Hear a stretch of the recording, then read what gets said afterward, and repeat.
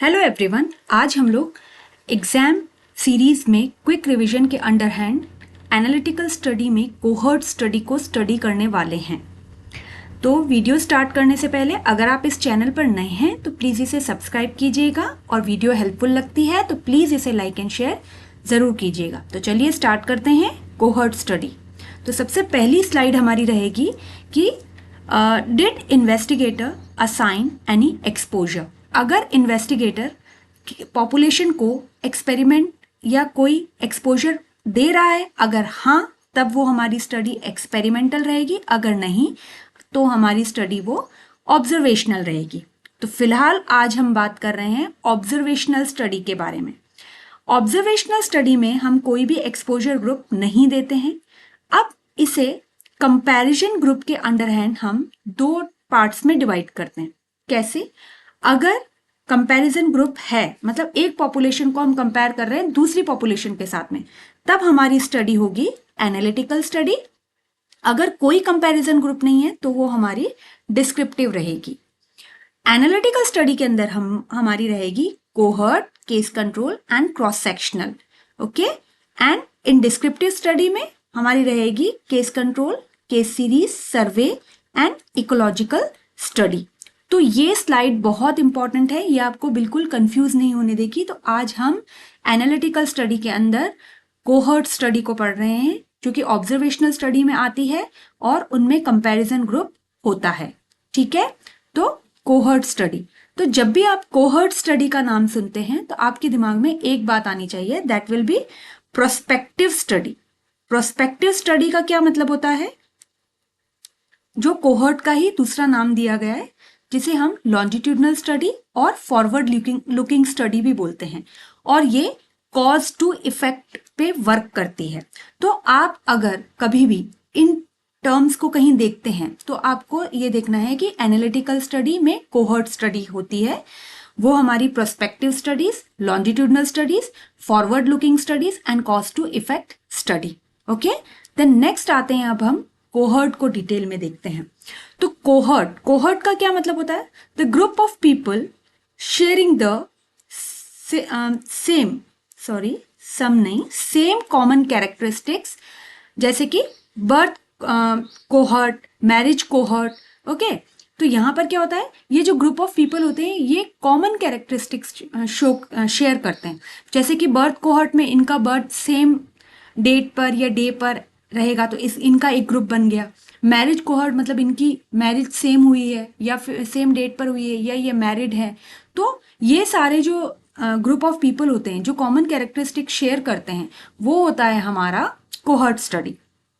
तो सबसे पहले जो स्टडी की गई थी 300 to 600 मैन रोमन आर्मी के अंदर जो यूनिट थी उन्हें लिया गया था और उन्हें कोहर्ट कहा गया था और इन पर स्टडी की गई थी। तो जब भी कोहर्ट का नाम आता है आपको prospective, longitudinal, forward looking studies and cause to effect study आप देखते हैं, आप समझ जाइए कि ये कोहर्ट स्टडी में आता है। देन अगर हम कोहर्ट स्टडी की बात करें तो हमने क्या बोला था कि ये हमारी फॉरवर्ड लुकिंग है। ठीक है, फॉरवर्ड लुकिंग स्टडी है, यही अभी हमने देखा था। और हमने एक वर्ड और देखा था, cause to effect. Okay, cause to effect का क्या मतलब हो गया है कि डिजीज हो गई है और फिर उसने आउटकम दिया है ना, यही तो मतलब हुआ। तो आप देखो कि यहाँ पे जो ये हमारा टाइम और डायरेक्शन ऑफ इंक्वायरी है वो सेम डायरेक्शन में, फॉरवर्ड लुकिंग, आगे की तरफ है ना, और ऑलरेडी एक्सपोजर हो चुका है और फिर उससे हमें डिजीज या आउटकम मिला है ना। तो ये हमारी कोहर्ट स्टडी की डिजाइन है। तो सबसे पहले अगर हम बात करते हैं, हमने पॉपुलेशन लिया। पॉपुलेशन कौन है हमारी? यहाँ पे पॉपुलेशन हमारी कोहर्ट है, यही तो बोला था हमने, जो group of people sharing the common characteristics, है ना। तो यहाँ पर अब एक्सपोज्ड है ना, एक्सपोज्ड ग्रुप हो गया एक हमारा नॉन एक्सपोज्ड ग्रुप हो गया। हमने बोला है कि एनालिटिकल स्टडीज में कंपैरिजन ग्रुप होता है, तो ये दोनों हमारे कंपैरिजन ग्रुप हो गए। तो अब एक्सपोज्ड में आप देखो कि जब वो एक्सपोज्ड हुए हैं किसी भी रिस्क फैक्टर से या डिजीज से, तो उन्हें या तो डिजीज हो गई है या उन्हें डिजीज नहीं हुई है। इसी तरीके से जो नॉन एक्सपोज थे है ना।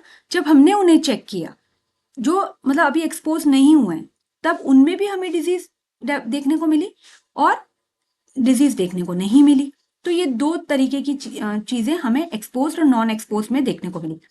अब हम कोहर्ट स्टडी में अगर आपको कोई भी पूछता है कि कैलकुलेट क्या करते हैं, तो हम इंसिडेंस कैलकुलेट करते हैं एक्सपोज्ड में और इंसिडेंस कैलकुलेट करते हैं नॉन एक्सपोज्ड में या अनएक्सपोज्ड ग्रुप में।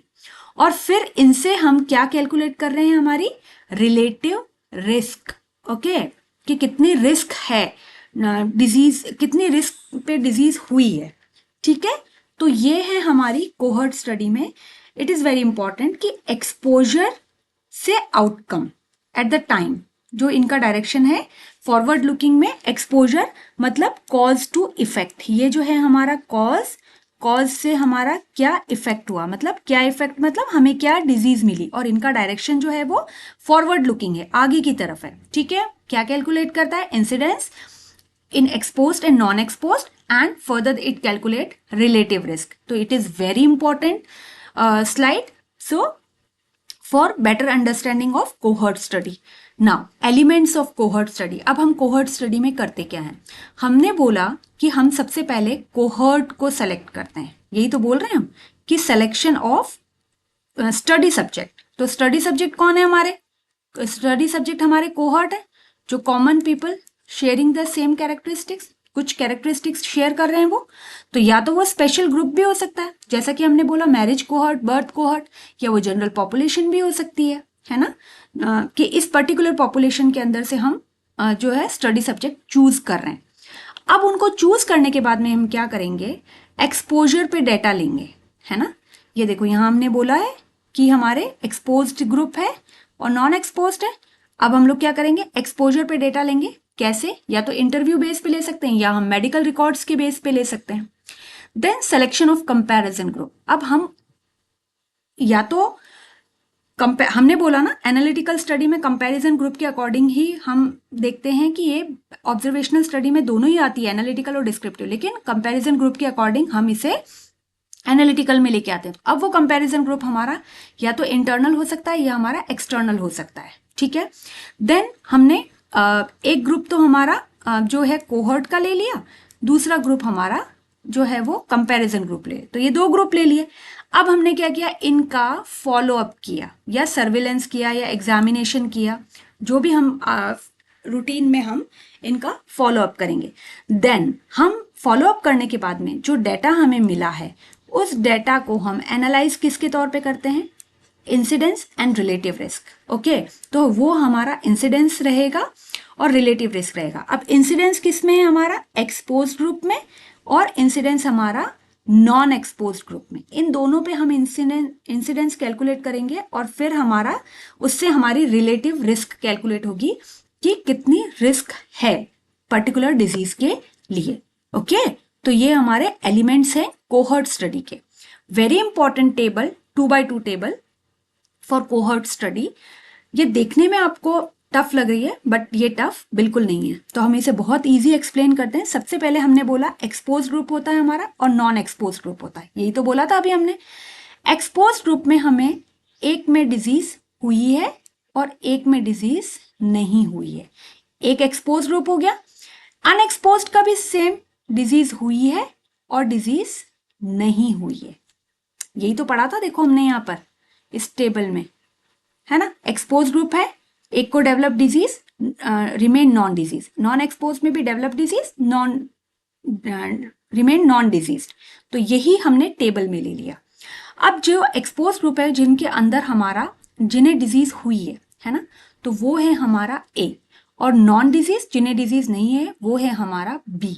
तो अब हम क्या करने वाले हैं, इन दोनों को हम टोटल करेंगे, तो ए प्लस बी, है ना। तो हमने क्या बोला था कि रिलेटिव रिस्क को कैलकुलेट करने के लिए पहले हम इंसिडेंस एक्सपोज में निकालेंगे और इंसिडेंस हम नॉन एक्सपोज में निकालेंगे, है ना। तो एक्सपोज्ड वाले के डिजीज को हमने ए मार्क कर दिया और एक्सपोज्ड वाले नॉन डिजीज को हमने बी मार्क कर दिया, और इनका यहाँ पे हमने टोटल कर दिया। ये बिल्कुल एक सिंपल है जो एक टेबल में हम लिख रहे हैं। इसी तरीके से अनएक्सपोज्ड को हमने डिजीज के लिए सी मार्क कर दिया और नॉन डिजीज के लिए हमने डी मार्क कर दिया। जब हमने इनका टोटल किया तो ये हमारा C+D, बिल्कुल इजी बात है। अब हमने क्या बोला कि रिलेटिव रिस्क हमें निकालनी है, तो उससे पहले हम क्या करते हैं, इंसिडेंस रिकॉर्ड करते हैं।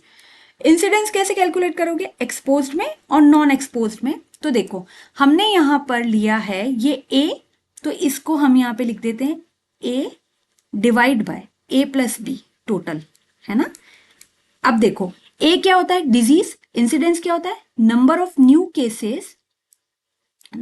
न्यू केसेस जो हमने देखे हैं, और divide by total number of population, expose population हमारी होगी। इसी तरीके से इंसिडेंस अगर हम नॉन एक्सपोज की बात करें तो देखो डिजीज, नॉन एक्सपोज में डिजीज कितने हैं, केसेस मतलब डिजीज वही केसेस, डिवाइड बाय ये हमारा टोटल आ गया C+D, वेरी इजी। ओके, तो ये हमारा A+B और C हमारा हो गया C+D, ठीक है। तो ये इंसिडेंस हुआ हमारा एक्सपोज्ड का और ये नॉन एक्सपोज्ड का, तो हमने इनको अलग अलग कैलकुलेट यहाँ पर लिखा है। अब अगर हमें रिलेटिव रिस्क कैलकुलेट करनी है ना, हमने पढ़ा था कि इंसिडेंस से देखो यहाँ पर हम रिलेटिव रिस्क कैलकुलेट कर रहे हैं एक्सपोज्ड और नॉन एक्सपोज्ड में। अब अगर हम लोग रिलेटिव रिस्क की बात करें तो देखो हमारी रिलेटिव रिस्क ये रही, है ना। तो हमने क्या बोला, रिलेटिव रिस्क, तो इंसिडेंस हमने कैलकुलेट किया पहले एक्सपोज्ड का और नॉन एक्सपोज्ड का। क्या कैलकुलेट किया हमने इंसिडेंस एक्सपोज्ड का, A यही वाला है A/A+B, और नॉन एक्सपोज्ड का हो गया हमारा C/C+D। तो देखो यही तो है हमारा A divide by A+B, C का हो गया हमारा C+D। तो ये है हमारी रिलेटिव रिस्क जो हम इंसिडेंस एक्सपोज्ड और नॉन एक्सपोज्ड में लेकर कैलकुलेट करते हैं, और फिर उसको हम बताते हैं कि कितना डिजीज या कितना एक्सपोजर की वजह से आउटकम या डिजीज हमें मिली है, ठीक है। तो कोहर्ट स्टडी की आई होप आपको ये टेबल इजीली अंडरस्टैंड हुई होगी, जो कि देखने में हमें टफ लग रही थी, बट आपको कोई भी डाउट होता है आप पूछ सकते हैं। एट्रीब्यूटेबल रिस्क हम आगे रिलेटिव रिस्क को समझने के बाद में समझेंगे, ठीक है। तो अब हमारा है रिलेटिव रिस्क। अब हमने जो ये रिलेटिव रिस्क का हमारा फॉर्मूला है जो हमने ये कैलकुलेट किया है, okay, incidence upon exposed upon non exposed, जो कि 2/2 टेबल से हमारे ये हमें यूनिट्स मिल गई हैं। तो अब देखो अगर रिलेटिव रिस्क हमारी इसको कैलकुलेट करने के बाद में सपोज करो हमारा 1 आया, है ना, जैसे कि ये रिलेटिव रिस्क अगर incidence exposed upon incidence non exposed जब हमने कैलकुलेट किया और हमारा आंसर अगर 1 आ गया, है ना, वही तो हमारी रिलेटिव रिस्क है। अगर ये हमारा आंसर 1 आया मतलब कि जो इंसिडेंस एक्सपोज्ड वाले का है ना, एंड अनएक्सपोज्ड में दोनों में इंसिडेंस सेम है ना, कोई डिफरेंस नहीं है।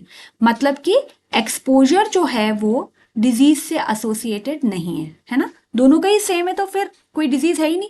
मतलब कि एक्सपोज में भी हमें सेम इंसिडेंस मिला और अनएक्सपोज में भी सेम मिला, तो ये नहीं है। अगर हमारी रिलेटिव रिस्क, अब जो हमने ये incidence exposed upon incidence non exposed में देखा और ये हमें ग्रेटर देन 1 मिला, मतलब 1 से ज्यादा, तब क्या हो गया, इंसिडेंस जो है वो हमारा एक्सपोज्ड का हायर है, ये वाला इंसिडेंस हायर है ना, कंपेयर टू नॉन एक्सपोज्ड। तो एक्सपोजर जो है हमारा पॉजिटिवली एसोसिएटेड है डिजीज के साथ में, ये हमें याद रखना है। ग्रेटर है इंसिडेंस एक्सपोज में तो हमारा पॉजिटिवली एसोसिएटेड।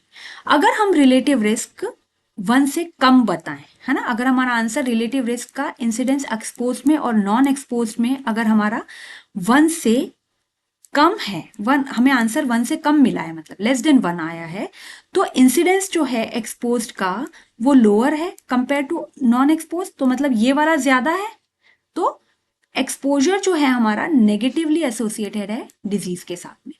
तो ये इंटरप्रिटेशन रिलेटिव रिस्क का वेरी इंपॉर्टेंट। अगर कभी एनालिटिकल स्टडी आपके एग्जाम में आती है और कोहर्ट स्टडी को डिस्क्राइब करने के लिए बोलता है, तो आपको सबसे पहले हमें ये टेबल बनानी है, ठीक है। ये जो स्लाइड, ये पूरी हमारा ये जो फ्लो चार्ट है ये बनेगा।